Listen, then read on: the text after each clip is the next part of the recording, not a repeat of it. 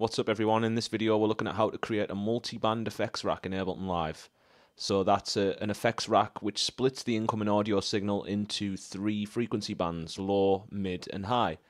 And then we can apply different audio effects to each one of these bands for some creative audio manipulation. Awesome tool for songwriting and performance. So to create the rack, the first thing we need is an empty audio effect rack. And then we're going to drag an EQ3 device into the chain list. With this EQ3, we can isolate a specific EQ range by deactivating the other 2 bands, using the buttons underneath each one. And then I'm going to drag another EQ3 into the chain list and use the same method to isolate the mid-range. And then obviously once more for the high range. Remember to rename your chains in the list here so that you can remember which is which later on.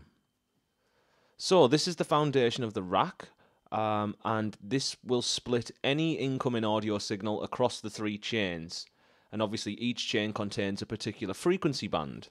So at the moment these frequency bands are static, meaning we can't change them, but we can use these frequency high and frequency low parameters on the EQ3 device to adjust the frequency range of each chain. So by mapping these parameters to the macros at the front of the rack, we can have quick access to these frequency crossover points. Make sure that you map each of these low frequency parameters from each device to the same macro. So there should be 3 low frequency parameters mapped to a single macro. And that means you can affect all of the parameters simultaneously. And again, you need to repeat this process for the high parameter. Map it to a different macro, but all 3 high frequency parameters should be mapped to the same macro. So at this stage, I would recommend saving the device as a template so that you don't have to keep repeating this process every time you want to make a multi-band effects rack. Save the device and name it multi-band template or something similar. And you can draw upon this whenever you want to make a similar device. And then comes the creative part. So this is where we get to decide which effects we want for each frequency band. In the example that I'm showing here, there is an overdrive plugin affecting the low end, there is a flanger device affecting the mid-range, and there's a reverb and a grain delay affecting the high end.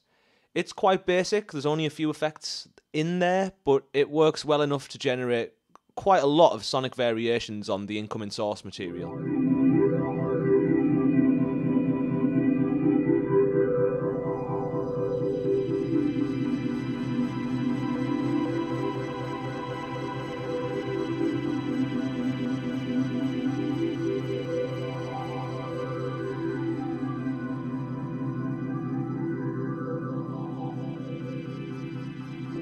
To add audio effects to a particular chain, you can drag the device name down to the desired chain.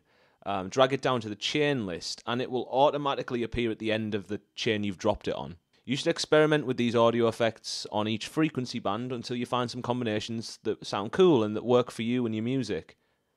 It's always cool if you can try and build a rack which allows you to do some really dramatic or significant shifts and mutations of the timbre and the colour of the sound.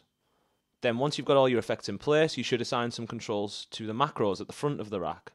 Now we've already used 2 of these as frequency crossover controls, but you still have 6 to work with. So choose some of the most exciting parameters from your effects and right-click them, map to macro, and that's it, job's done. Remember that you can map multiple parameters to a single macro if you wish, and that can allow for some really powerful effects combinations. So that's the multi-band effects rack in Live. Hopefully you found this useful. And if you do create any cool effects racks using this method, share your results.